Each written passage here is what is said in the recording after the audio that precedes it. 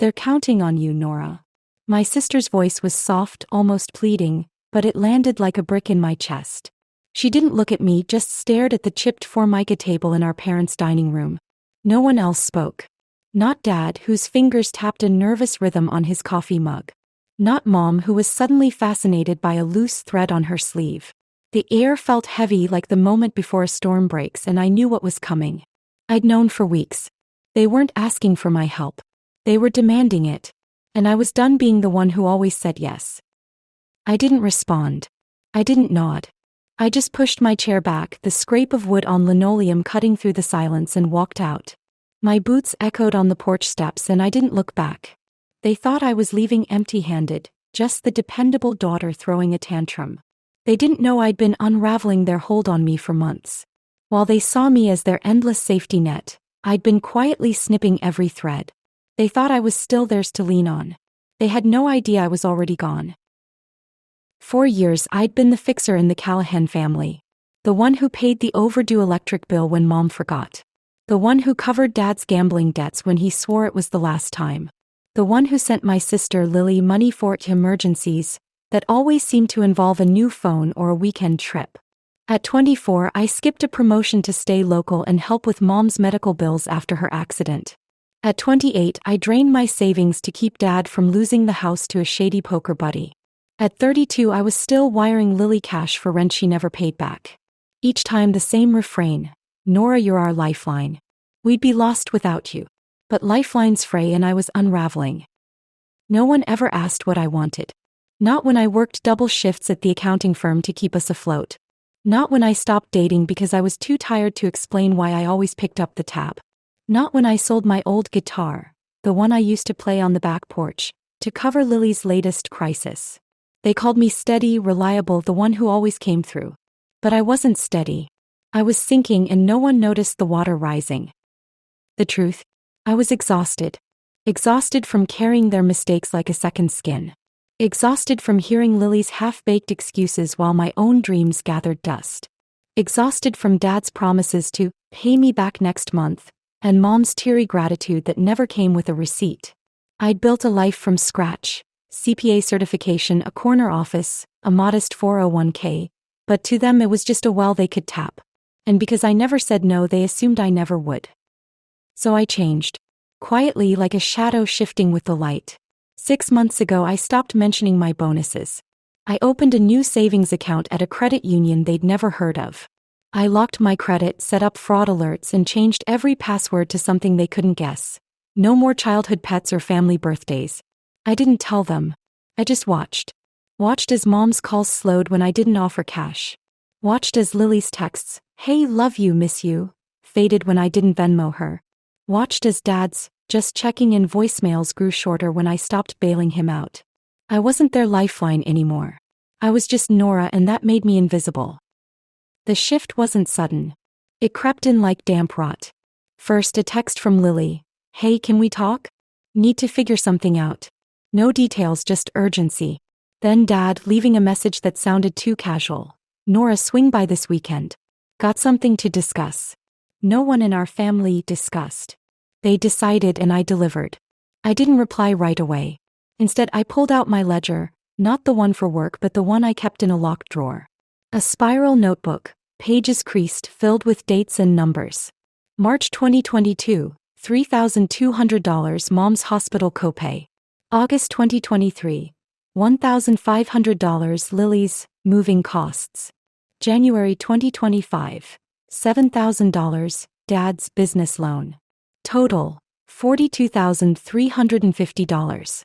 No repayments. No IOUs. Just my life measured in withdrawals. I closed the notebook and sat in my apartment, a one-bedroom in downtown Boise with a view of the foothills. The silence wasn't lonely, it was mine. But the calls kept coming. Mom, her voice tight. "Nora, it's important. Please come Sunday." Lily texting late, "You're coming, right? It's kind of a big deal." Dad, blunt as ever, "Family meeting, Nora. Don't flake." Family meeting? We didn't do those. We did crises, ultimatums, and me picking up the pieces. My gut churned. This wasn't a conversation. It was an ambush. Sunday came and I walked into my parents' house with a neutral smile and a knot in my stomach. The air smelled of burnt coffee and Mom's lavender candles. Lily sat cross-legged on the couch, scrolling her phone. Dad leaned against the counter, his eyes avoiding mine. Mom fussed with a tray of store-bought cookies, her hands shaky. I sat at the table, hands folded, waiting for the script I knew they'd rehearsed. They started small. Chit-chat about the weather, a neighbor's dog, Lily's new job at a boutique that wasn't paying yet. I nodded, sipped water, and let the tension build. Then Dad cleared his throat, the signal for the real conversation. "Nora," he said, his voice low, like he was delivering bad news. "Lily's in some trouble. Legal stuff. Bad investment deal went south." Lily cut in too fast. "It's not my fault, okay? They lied to me. Said it was a sure thing." Her eyes darted to me, then away. "It's $25,000. If I don't pay by next month, they're suing." I stayed still. Mom jumped in, her words tumbling over each other. "We've talked it over, honey. We think you can help. Just this once to get her through." Just this once. The phrase that had defined my life. I looked at Dad, waiting for the final blow. He leaned forward, his voice steady, certain. "They're counting on you, Nora. Not we're asking. Not can you help. Counting on you. Like it was already decided. Like I was a line item in their budget, not a person with a breaking point." I felt something snap. Not loud, not angry, but quiet, like a thread finally giving way. I stood, smoothed my jacket, and walked out. Lily's voice followed, sharp and confused. "Nora, what the hell?" Mom's softer. "Honey, wait." But the door closed before they could finish. I didn't go home. I drove, the Idaho hills blurring past, my phone buzzing in the passenger seat. Text from Lily. "Seriously? You're just leaving?" A voicemail from Mom. "Nora, please, we need to talk." I let them pile up. I pulled into a gas station, the neon sign flickering in the dusk, and sat with my hands on the wheel. They thought they had me cornered. They didn't know I'd already built my way out. 4 months, I'd been moving money to accounts they couldn't touch. I'd changed my address to a P.O. box, updated my emergency contacts to exclude them, and started researching rentals in Oregon, far from Boise's familiar weight. I wasn't running. I was rebuilding. And as I sat there, engine idling, I opened my banking app. One joint account with Mom, opened years ago to help with bills. Balance. $100. I transferred it out. 0 left. I changed the password, then deleted the app from my phone. The next move was mine. But what was it? A clean break or something sharper? I didn't know yet. All I knew was the weight lifting, the air clearing, and a question hanging unanswered. What happens when the one who always saves stops showing up? The story's getting more and more interesting, isn't it? Don't miss out on what happens next. Hit that subscribe button right now and turn on notifications. Let's see what other challenges await our hero. The diner's fluorescent lights buzzed faintly, casting a sterile glow over the red vinyl booth where I sat. My coffee was cold, untouched, the mug's chipped edge mirroring the jagged feeling in my chest. I'd been driving for hours, no destination, just the hum of the road and the weight of what I'd done. Walking out on my family wasn't the hard part. The hard part was the silence that followed. Not theirs, but mine. I'd spent years filling their gaps, answering their calls, fixing their messes. Now I was a ghost in my own life, and the quiet was louder than I'd expected. My phone lay face down on the table, vibrating every few minutes. Lily's name flashed first, then Mom's. Then a number I didn't recognize but could guess was Dad's burner from his business deals. I didn't pick up. Instead, I opened my laptop, the screen's blue light cutting through the diner's haze. I logged into my new savings account, $23,467, untouched by their hands. Then my credit monitoring, no new inquiries. Finally, my ledger tucked into a password-protected file. I added a line, August 2025. $0, family meeting, no contribution. The number felt like a period at the end of a sentence I'd been writing my whole life. I wasn't angry. Not anymore. Anger was for people who believed things could change. I was past that, moving toward something else. Something I couldn't name yet. The waitress, a woman with tired eyes and a kind smile, refilled my water without asking. I nodded thanks, my voice stuck somewhere deep. Outside, the Boise skyline flickered. A city I'd called home but never really felt mine. I'd already found a rental in Bend, Oregon. A small studio with a view of the Deschutes River. The lease was signed, the deposit paid, all under a new email they'd never find. I wasn't running. I was choosing. The calls stopped around midnight, replaced by texts. Lily, Nora, this isn't fair. You can't just ditch us. Mom, we're worried, honey. Call me. Dad, you're making this harder than it needs to be. I read them once, then turned off notifications. They thought I was sulking, that I'd come back with a check and an apology. They didn't know I'd spent months building a fortress. New accounts, new locks, a new life they couldn't touch. But fortresses are heavy, and part of me wondered if I'd locked myself in with the ghosts I was trying to leave behind. The next morning, I packed my car. Not much, just a suitcase, a box of books, and my laptop. The apartment I'd lived in for 5 years felt like a stranger's now. The couch where Lily crashed after her breakups. The fridge I'd stocked for Mom's visits. The coffee table scarred from Dad's late-night poker games. I left it all. I kept my guitar case, empty since I'd sold the instrument to cover one of Lily's emergencies. I ran my fingers over the worn leather, wondering if I'd ever play again. Maybe in Bend. Maybe not. I drove west, the Idaho plains giving way to Oregon's pines. My phone stayed off, but I could imagine the messages piling up. Guilt trips, accusations, maybe a tearful voicemail from Mom. I didn't check. Instead, I stopped at a rest area near the state line, the air sharp with sagebrush. I pulled out my ledger again, not to add to it, but to read it. Line after line of debts I'd paid, not just in money but in time, in sleep, in pieces of myself. $42,350. A number that didn't capture the real cost. I closed the notebook and tossed it into the passenger seat. It wasn't a trophy. It was a reminder. Bend welcomed me with a quiet I hadn't known I needed. The studio was small, bare, with a single window facing the river. I set my suitcase down and stood there listening to the water outside. No family photos on the walls. No shared calendars pinging with reminders. Just me and the space to figure out who that was. I slept that night on a mattress on the floor, the first night in years without a mental checklist of who needed what from me. A week later, the first letter arrived. Handwritten, no return address, but I recognized Lily's loopy scrawl. Nora, I'm sorry. I didn't mean for it to go like this. Can we talk? I'm in trouble and I don't know what to do. I read it once, then set it on the counter. No reply, not yet. I wasn't ready to open that door, even a crack. Instead, I started settling in. I bought a cheap desk, a lamp, a coffee maker. I walked to the river every morning, letting the cold air clear my head. I started sketching ideas, not for work but for something bigger. A program, maybe a nonprofit, to help people like me, women who'd been drained by families who saw them as ATMs. I called it Clean Slate, a name that felt like a promise. Then the calls started again. A new number, probably Lily's friend's phone. I answered once, against my better judgment. Nora, please. Lily's voice cracked like she'd been crying. I'm scared. The lawsuit's real. They're coming for everything. My car, my savings, everything. You made choices, I said, my voice steady but not cruel. You knew the risks. It wasn't supposed to happen like this, she said, her words tumbling fast. I trusted the wrong people. I thought. You thought I'd fix it, I cut in. Like always. Silence. Then softer, you're my sister. I closed my eyes, the river's hum faint through the window. I know, I said. But I'm not your bank. She didn't speak for a long moment. I could hear her breathing, heavy, like she was searching for the right words. I don't know what to do, she whispered. Figure it out, I said, not unkindly. Like I did.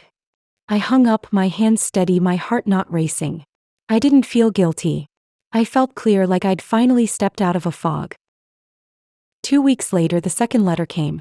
Not from Lily, but from a law office in Boise. A civil complaint, filed by my parents, claiming the money I'd given them over the years, $42,350, was a verbal loan agreement I was now breaching. They cited emotional distress and financial hardship caused by my sudden withdrawal of support. I read it twice, not because I was shocked but because I needed to believe it was real. My parents, the people who'd called me their lifeline, were suing me. I didn't cry. I didn't panic. I walked to the river, the letter in my pocket, and sat on a bench. The water moved steadily, unbothered. I pulled out my phone and emailed a lawyer I'd found weeks ago, Elena Vasquez, a no-nonsense litigator who specialized in family disputes. I attached the complaint and my ledger, every transaction documented. Her reply came within an hour. No case. No contracts, no proof. We can countersue for harassment if you want. I stared at the words, the river glinting in the morning light. How? The idea felt sharp, tempting, but heavy. Did I want to fight them or just walk away? I didn't decide that day. Instead, I went back to my studio and opened my laptop. Clean slate wasn't just an idea anymore. It was taking shape. A website draft, a mission statement, a plan to connect women with financial advisors who understood what it meant to be the reliable one. I worked until midnight, the river's hum my only company. But one question lingered unanswered. What happens when the family you've carried turns against you? And what do you do when you're finally ready to fight back? The river outside my Bend studio flowed steadily, its hum a quiet anchor. I sat on my balcony, coffee mug in hand, the lawsuit papers folded on the table. My parents' signatures stared up, accusing me of emotional distress and financial hardship. The words didn't sting anymore. They were just ink, proof of a family that saw me as a resource, not a daughter. I wasn't angry. I was clear like the air before snow, and I was done carrying their weight. I called Elena Vasquez that afternoon. Her voice cut through my thoughts, calm and certain. No case, she said, reviewing my ledger. No contracts, no proof. It's a bluff. I nodded, eyes on the river. And a countersuit? I asked, testing the idea. You'd win, she replied. Emotional distress may be fraud. But it's a fight. What do you want, Nora? The question hung heavy. I didn't want their money or apologies. I wanted freedom. Dismiss it, I said. No countersuit. Just end it. Elena agreed, promising paperwork by morning. I hung up, the river's hum filling the silence. I wasn't running anymore. I was standing still, and it felt like power. The lawsuit was dismissed in 2 weeks. No evidence, just a desperate grab from a family unmoored without me. Elena's email arrived with the court's ruling, a single page I read once and tucked away with Lily's letter. My phone stayed quiet after that. No texts, no voicemails. They'd realized the door was locked. I'd thrown away the key. Ben became my home, not just a refuge. My studio held a second-hand bookshelf, a market rug, a cheap guitar I hadn't played but kept close. Clean Slate was growing. A website, resources for women drained by families like mine. A local nonprofit partnered with me, connecting me with a financial advisor who'd escaped her own past. Over coffee, we sketched plans. Not just aid, but empowerment, teaching women to say no without guilt. Lily called again a month later. I was at a co-working space, drafting Clean Slate grants. Her voice was soft, frayed. I'm not asking for money, she said quickly. I'm sorry. I didn't see you. I leaned back, the office hum fading. I know, I said. But sorry doesn't fix it. She admitted she'd lost the lawsuit. Her car, maybe her apartment. I waited for the old pull to help. It didn't come. You'll figure it out, I said. You're stronger than you think. She laughed, bitter. You hate me, don't you? No, I said. I just love myself more now. I hung up, hands steady, heart calm. I didn't block her number. I didn't need to. I took a trip to Cannon Beach that winter, the ocean gray and endless. Waves crashed against Haystack Rock as I walked, boots sinking into wet sand. I found a photo in my pocket. Mom laughing, Dad grilling Lily and me with a lopsided sandcastle. I didn't hate them. I didn't miss them. I folded it away, the tide erasing my footprints. Back in Bend, Clean Slate took root. A women's shelter asked me to speak at a workshop. I stood before a small group, sharing the cost of being the reliable one, the freedom of choosing yourself. A woman with gray braids hugged me after. I thought I was alone, she whispered. I smiled, throat tight. You're not.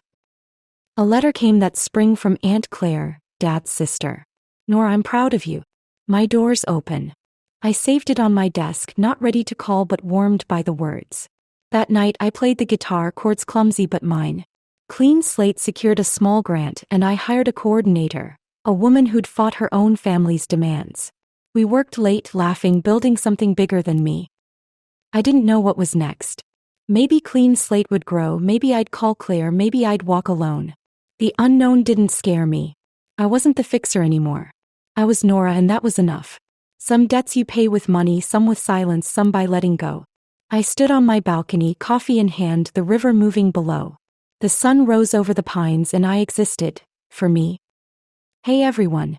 Thanks for tuning into the Revenge Tempest channel. If you love this story, please hit that subscribe button and join our amazing community.